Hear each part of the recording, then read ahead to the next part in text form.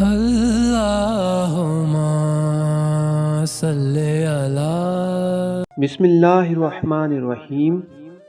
صحیح بخاری حدیث نمبر 10۔ حضرت عبداللہ بن عمرو بن عاص رضی اللہ تعالی عنہما سے روایت ہے کہ نبی کریم صلی اللہ علیہ وآلہ وسلم نے ارشاد فرمایا، مسلمان وہ ہے جس کی زبان اور ہاتھ سے مسلمان محفوظ رہے، اور مہاجر وہ ہے جو ان کاموں کو چھوڑ دے جن سے اللہ نے منع فرمایا۔ صحیح بخاری حدیث نمبر 10۔